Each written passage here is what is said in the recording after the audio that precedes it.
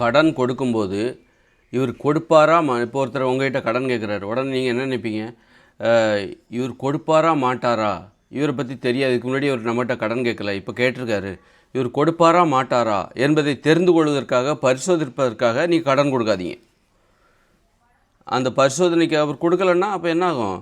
நமக்கு அவர் 10,000 கேட்டார், திருப்பி நம்ம கொடுத்துட்டோம். என்ன நினச்சி கொடுத்தோம்? இவர் கொடுப்பாரா மாட்டாரா அதை தெரிஞ்சுக்கணுங்கிறதுக்காக. இவர் எப்படிப்பட்டவர், இவர் பண விஷயத்தில் நேர்மையானவரா இல்லையா என்பதை தெரிந்து கொள்வதற்காக நீங்கள் கொடுத்து தான் பார்ப்போமே. இந்த மாதிரி பரிசோதனை முயற்சியில் நீங்கள் கொடுத்தீங்கன்னு வச்சிங்க.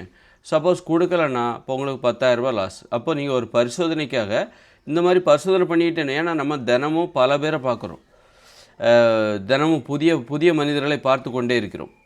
அல்லது நமக்கு தெரிஞ்சே 10, 20 பேர் 30 பேர் இருப்பாங்க. எங்கே யார் எப்போ கடன் கேட்பாங்கன்னு சொல்ல முடியாது. நமக்கு தெரிஞ்ச அந்த 30 பேரில் ஒரு 30 பேர் இருப்பாங்க. அவங்க எப்போதும் நம்மக்கிட்ட கடன் கேட்க முடியாது. யாராவது ஒருத்தர் எப்போவாவது கேட்பாங்க. அப்போ இவர் எப்படிப்பட்டவர், இவர் திருப்பி கொடுப்பாரா மாட்டாரா, இந்த மாதிரி பரிசோதனை முயற்சியில் ஒருத்தருக்கு கடன் கொடுக்காதீங்க. இந்த மாதிரி அந்த மாதிரி பரிசோதனை முயற்சி நமக்கு தேவையில்லை. நமக்கு சந்தேகமாக இருக்கா, ஒருத்தரை பற்றி தெரியலையா, சந்தேகமாக இருக்குது அப்படின்னா இல்லைன்னு சொல்லிடுங்க. இவர் தரவே மாட்டார் அப்படின்னு நமக்கு நம்பிக்கை இருந்தால் இல்லைன்னு சொல்லிடுங்க. சந்தேகமாக இருக்குது, கொடுக்கலாமா வேண்டாமான்னா உடனே கொடுக்காதீங்க. ஒரு 5 நாள் கழித்து கொடுக்கணும். ஏன் தெரியும்? உடனே ஏன் கொடுக்குறாங்க தெரியுமா? அவங்க ஒரு எமோஷ்னலாக கேட்குறாங்க. எனக்கு ரொம்ப இது ஒரு அர்ஜெண்ட்டு, எங்கள் உடம்பு சரியில்லை, அம்மாவை ஹாஸ்பிட்டலில் சேர்த்துருக்கேன் அப்படின்னு கேட்கும்போது, ஐயோ கஷ்டமான சூழ்நிலை, இந்த நேரத்தில் நம்ம பணம் கொடுக்கலன்னா எப்படி, வீட்டு வாடகை கட்டல, ஓனர் திட்டிகிட்டு இருக்காரு அப்படின்னு சொல்லும்போது நம்ம உடனே அந்த அவங்க சொல்கிற சம்பவத்தை பார்த்து உடனே கொடுக்க வச்சுருவோம். உடனே உதவி செய்கிறதுக்கு இருந்தால் உடனே அனுப்புகிறேன், அந்த மாதிரி அனுப்பக்கூடாது. அவங்க எமோஷ்னலாக தான் கடன் கேட்குறவர்கள் நம்மளை எப்படி அணுகிறாங்கன்னா எமோஷ்னலாக அணுகிறாங்க. அதாவது அம்மா உடம்பு சேர்த்துருக்கேன், இதே ஆப்ரேஷன் 10,000 20,000 கிடைக்குமா, கட்டுனாதான் அப்படின்னு சொல்லிட்டு இந்த மாதிரி ஏதாவது எமோஷ்னலாக வாடகை கட்டலை, ஓனர் திட்டிருக்காரு, நான் உடனே கொடுத்துருவேன்.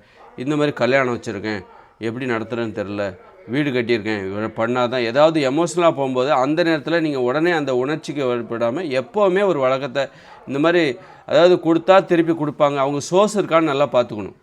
முதல்ல அவங்களால திருப்பி ஒருத்தர் கல்யாணத்துக்காக கடன் கேட்குறாரு அப்படின்னா அவருக்கு இன்னொரு பொம்பளை பிள்ளை கூட இருக்குது அப்படின்னா என்ன பண்ணணும்?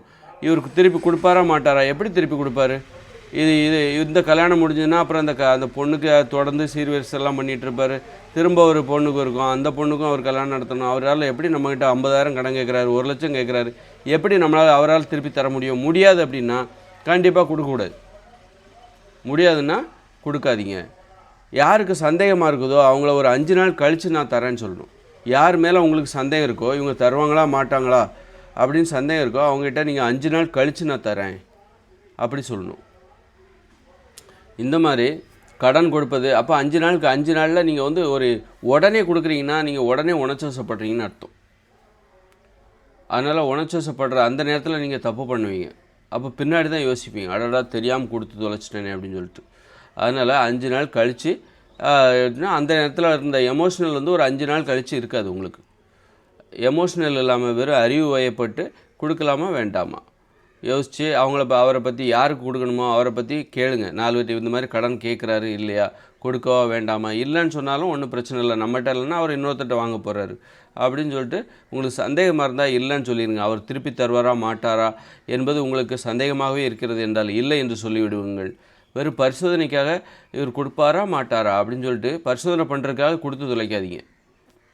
அந்த மாதிரி இவர் நல்லவரா இல்லை கெட்டவரா என்பதை தெரிந்து கொள்வதற்காக நீங்கள் கொடுத்து தொலைக்காதீங்க. கடைசியில் அவஸ்தைப்பட போகிறது நீங்கள் தான். ஏன்னா அவங்க கொடுக்க நிறைய பேர் ஏமாற்றிடுவாங்க. அதாவது நீ எப்படி என்கிட்ட இருந்து பணத்தை திருப்பி வாங்குவ பார்க்கலாம், அதாவது கடனை வாங்கிடுவாங்க. அப்படியே பரிதாபத்திற்குரியவர்களாக இருந்துக்கிட்டு நம்மகிட்ட கடனை வாங்கிடுவாங்க. கடன் வாங்கிட்டு அவங்க என்ன நினைக்கிறாங்க அப்படின்னா, நீ எப்படி என்கிட்ட இருந்து திருப்பி வாங்குறேன்னு பார்ப்போம், ஒன்றை நான் வெறுப்பேற்றுறேன் பாரு, ஒன்றை நான் டென்ஷன் உள்ளாக்குறேன் பாரு, இப்போ கொடுக்கலன்னா நீ டென்ஷன் ஆவ, மனசுக்குள்ளே என்னெல்லாம் திட்ட போகிறப்பாரு அப்படின்னு சொல்லிட்டு கொடுக்காம நம்மளாம் என்ன படிப்போம், நோகடிப்பாங்க. நோகடித்து வெறுப்பேற்றி டென்ஷன் ஆகி அப்புறம் கடைசியில் கொடுக்காமலே போயிடுவாங்க. அந்த அளவுக்கு அவங்க பண்ணுவாங்க. அதனால் இப்படிப்பட்ட கடன் வாங்குகிறவர்கள் அவருடைய உள் மனசை புரிஞ்சுக்கணும், அவங்க மனசு எப்படி செயல்படுது.